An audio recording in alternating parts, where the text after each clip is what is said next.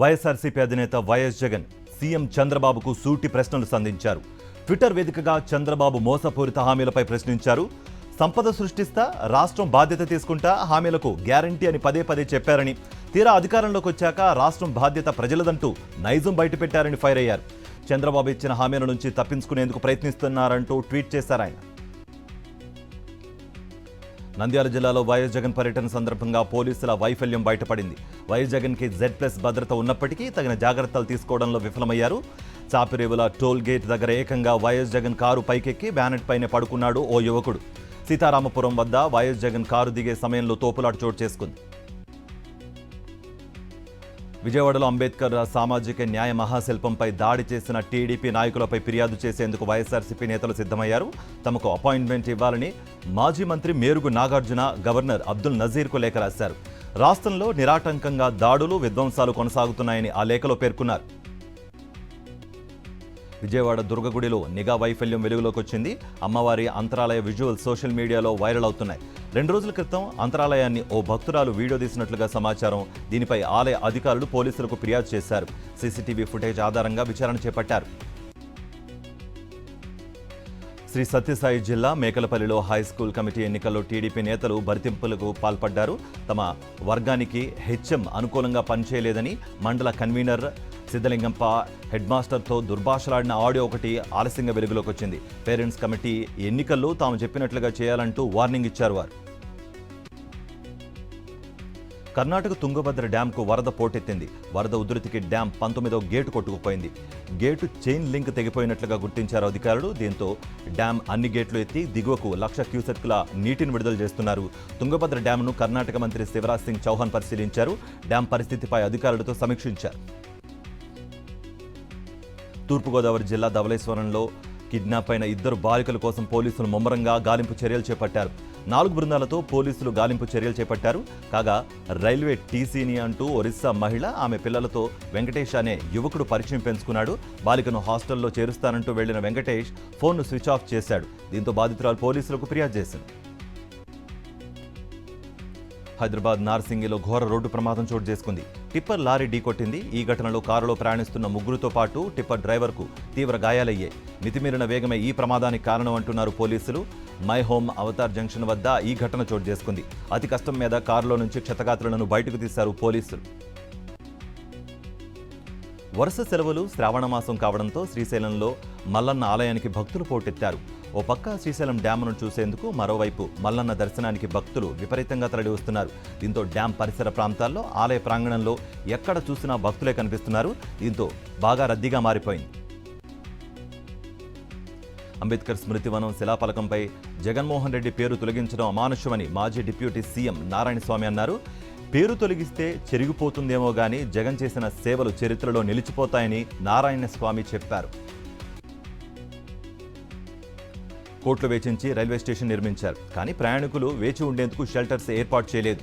చిన్నపాటి వర్షం వచ్చిందంటే ప్రయాణికులు తడిసిపోతున్నారు. అనంతపురం జిల్లా గుత్తి పట్టణ శివార్లోని గుత్తికోటలో 50 కోట్లు వెచ్చించి రైల్వే స్టేషన్ నిర్మించారు. కానీ సౌకర్యాలు కల్పించకపోవడంతో ఇబ్బందులు తప్పడం లేదు. రాజన్న సిరిసిల్లలోని పాత బస్టాండ్ వద్ద కాకులు హల్చల్ చేసే, బస్టాండ్లోకి రాకపోకలు సాగించే ప్రయాణికులపై కాలితో తన్నుతూ బింబేలెత్తించేసే. అసలేం జరుగుతోందో అర్థం కాక పాదచారులు, ప్రయాణికులు ఆందోళనకు గురయ్యారు. తీమ్ మార్గం గుండా వెళ్లడానికి ప్రజలు వెనుకంజ వేశారు. ఎవరికో మేలు చేసేందుకు కొంతమంది అధికారులు ప్రయత్నిస్తున్నారని ఎమ్మెల్యే దానం నాగేంద్ర ఆరోపించారు. జూబ్లీహిల్స్ గురుబ్రహ్మనగర్లో గతంలో 150 మందికి పట్టాలు ఇచ్చామని, తానే ఫౌండేషన్ స్టోన్ కూడా వేశానని అన్నారు. ప్రైవేట్ వ్యక్తులకు లాభం చేకూరేలా అధికారులు వ్యవహరిస్తే ప్రభుత్వానికి చెడ్డ పేరు వస్తుందని అన్నారు. ఆసిఫాబాద్ మండలంలోని వెంకటాపూర్కు చెందిన ధర్మాభాయి పురిటి నొప్పులతో బాధపడుతుండగా అంబులెన్స్కు సమాచారం ఇచ్చారు. రహదారి సౌకర్యం లేకపోవడంతో గ్రామం నుంచి గర్భిణిని కాలినడకను తీసుకొచ్చారు. వాగును అతి కష్టం మీద దాటించి ఆసుపత్రికి చేర్చడంతో ప్రసవం జరిగింది. కళ్ళు తెరవకముందే ఓ శిశువు విగత జీవితిగా మారడంతో, మరో శిశువు తక్కువ బరువుతో జన్మించడంతో కుటుంబ సభ్యులు కన్నీరు మున్నీరయ్యారు. శ్రావణ మాసం మొదటి ఆదివారం కావడంతో సిద్దిపేట జిల్లాలోని ప్రముఖ శైవ క్షేత్రం కుమరవెల్లి మల్లికార్జున స్వామి ఆలయం భక్తజన సంద్రంగా మారింది. రాష్ట్రం నలుమూలల నుంచి స్వామివారి భక్తులు రావడం వలన ఆలయం మల్లన్న నామస్మరణతో ప్రతిధ్వనించింది. ఓ రైతు పెంచుకున్న మిరప నారుకు గుర్తు తెలియని వ్యక్తులు కలుపు మందు కొట్టడంతో పూర్తిగా ఎండిపోయింది. ఈ సంఘటన ఖమ్మం జిల్లాలో చోటు చేసుకుంది. రఘునాథపాలెం మండలం బూడిదంపాడుకు చెందిన రైతు తన పొలంలో మిర్చి పంట సాగు చేసేందుకు మిరప నారు చల్లాడు. మరో 2 రోజుల్లో మిర్చి మొక్కలు నాటేందుకు సిద్ధమవుతున్న సమయంలో గుర్తు తెలియని వ్యక్తులు కలుపు మందు కొట్టడంతో పూర్తిగా ఎండిపోయింది.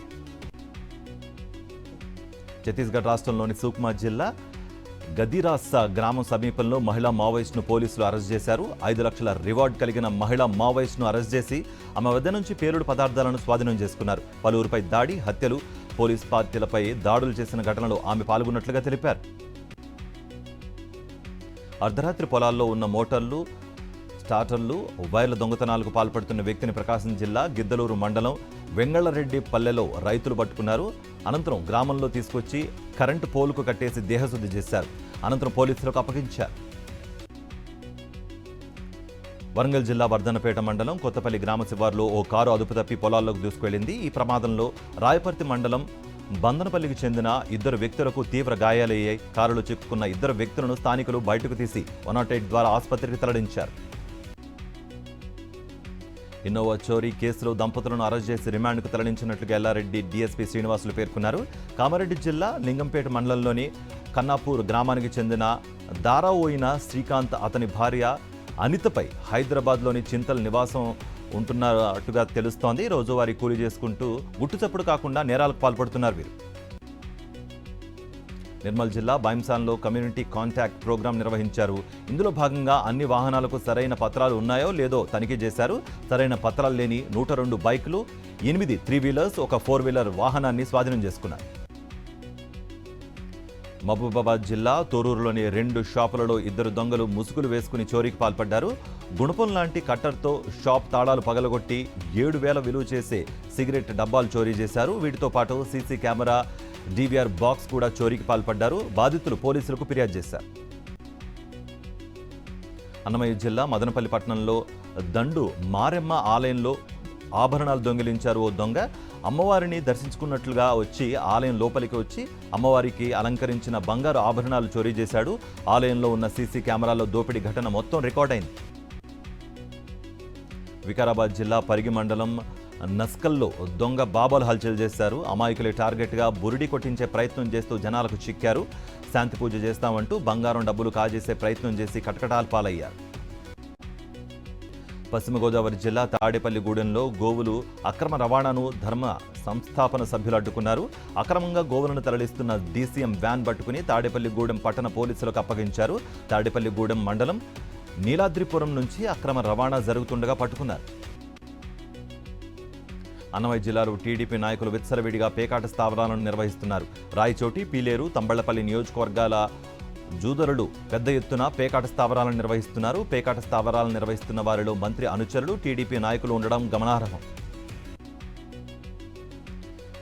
తిరుపతి జిల్లా నాయుడుపేటలో పోలీసులు కార్డన్ సర్చ్ నిర్వహించారు. నేరాల నియంత్రణలో భాగంగా ఈ తరహా కమ్యూనిటీ కాంటాక్ట్ కార్యక్రమాలు నిర్వహిస్తున్నట్టుగా తెలిపారు. యువత మద్యం, గంజాయి లాంటి వాటికి దూరంగా ఉండాలని సూచించారు. సరైన ధ్రువపత్రాలు లేని వాహనాలను సీజ్ చేశారు. డ్రగ్స్కు బానిసగా మారిన ఓ సాఫ్ట్వేర్ ఇంజనీర్ డ్రగ్స్ డెలివరీ తీసుకుంటుండగా ఖమ్మం పోలీసులు రెడ్ హ్యాండెడ్గా పట్టుకున్నారు. జూలై 31న డార్క్ వెబ్ ద్వారా డ్రగ్స్ ఆర్డర్ చేసినట్లుగా పోలీసులు గుర్తించారు. డ్రగ్స్ కోసం క్రిప్టో కరెన్సీ ద్వారా చెల్లింపులు చేశారు. అస్సాం నుంచి స్పీడో పోస్ట్లో డ్రగ్స్ డెలివరీ అయినట్టుగా నిర్ధారించారు. జమ్మూ కాశ్మీర్లో భారీ ఎన్కౌంటర్ జరిగింది. అనంతనాగ్ జిల్లా అహ్లన్ గడోల్ ప్రాంతంలో భద్రతా బలగాలు, ఉగ్రవాదుల మధ్య ఎదురుకాల్పులు చోటు చేసుకున్నాయి. కోకేర్ అటవీ ప్రాంతంలో ఉగ్రవాదులు దాగి ఉన్నారనే సమాచారంతో కూంబింగ్ చేపట్టిన బలగాలపై కాల్పులు జరిపారు. ఈ ఘటనలో 2 జవాన్లు వీరమరణం పొందగా మరో 3 జవాన్లు గాయపడ్డారు. ప్రకృతి విపత్తుకు కకావికలమైన వాయనాడ్లో పర్యటించారు ప్రధానమంత్రి నరేంద్ర మోదీ. ప్రభావిత ప్రాంతాల్లో ఏరియల్ సర్వే నిర్వహించారు. కొండ చర్యలు విరిగిపడిన ముండక్కై, చురల్మల గ్రామాలను సందర్శించారు. బెయిలీ బ్రిడ్జ్పై నుంచి రెస్క్యూ ఆపరేషన్ జరుగుతున్న తీరును పరిశీలించారు. అనంతరం రిలీఫ్ క్యాంప్స్లో బాధితులను పరామర్శించారు ప్రధాని మోదీ. గాజాలో మరోసారి మరణ మృదంగం మోగింది. నిరాశ్రయులు తలదాచుకుంటున్న ఓ స్కూల్పై దాడి చేశాయి ఇజ్రాయెల్ బలగాలు. ఎయిర్ స్ట్రైక్స్తో విరుచుకుపడ్డాయి. ఈ దాడుల్లో 100 మందికి పైగా చనిపోయినట్లుగా స్థానిక మీడియా పేర్కొంది. ప్యారిస్ ఒలింపిక్స్లో భారత ప్రయాణం ముగిసింది. 5 కాంస్యం, 1 వెండితో కలిపి మొత్తం 6 మెడల్స్ సాధించింది. వినేష్ పొగాట్కు అనుకూలంగా తీర్పు వస్తే మరో పథకం ఇండియా ఖాతాలో చేరే అవకాశం ఉంది. కానీ స్వర్ణం సాధించడంలో భారత్ విఫలమైంది. గత 4 ఒలింపిక్స్లో భారత్ ఖాతాలో ఒకే ఒక స్వర్ణ పథకం ఉంది. తెలుగు రాష్ట్రాల్లో ఇవాళ భారీ వర్షాలు పడనున్నట్లుగా ఐఎండీ హెచ్చరించింది. ఏపీలోని పలు జిల్లాల్లో మోస్తారు నుంచి భారీ వర్షాలు పడనున్నట్టుగా విశాఖ వాతావరణ కేంద్రం తెలిపింది. ఇక తెలంగాణకు మరో 3 రోజుల పాటు వర్షాలు పడే ఛాన్స్ ఉన్నట్లుగా హైదరాబాద్ వాతావరణ శాఖ పేర్కొంది.